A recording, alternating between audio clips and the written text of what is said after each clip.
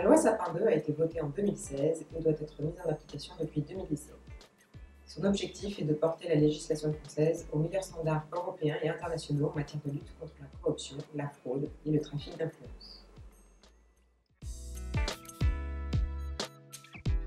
Il s'agit des sociétés privées et des EPIC, des établissements publics à caractère industriel et commercial, qui répondent à deux critères cumulatifs: un effectif supérieur ou égal à 500 personnes et un chiffre d'affaires supérieur ou égal à 100 millions d'euros. Et toute entité qui appartient à un groupe de cette taille et dont le siège est basé en France est également soumise à cette réglementation.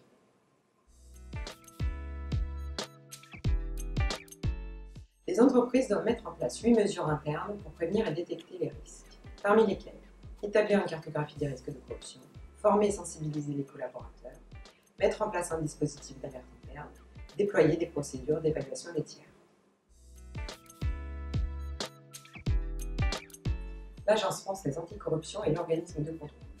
Elle peut, à la suite d'un contrôle, saisir la commission des sanctions.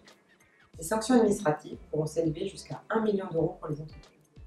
La particularité de cette loi est que le dirigeant peut être tenu responsable à titre personnel du défaut de conformité de son entreprise. Il risque jusqu'à 200 000 euros d'amende.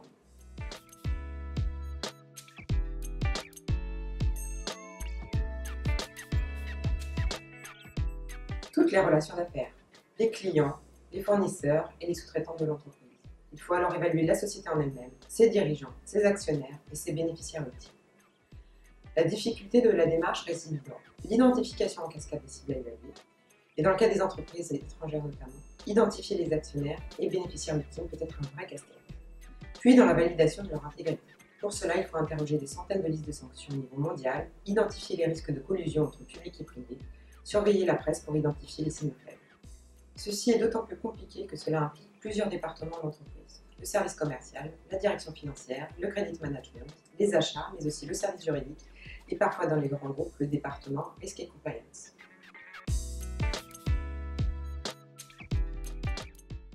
Tout d'abord, il faut qu'il y ait une vraie volonté de la direction de s'engager dans la procédure. Nous recommandons ensuite de réduire le périmètre d'études en année 1. Suite à la cartographie des risques, il est souhaitable de segmenter son portefeuille en fonction des pays à risque, c'est-à-dire où la corruption est réputée la plus forte, les secteurs d'activité les plus exposés, les modalités de paiement.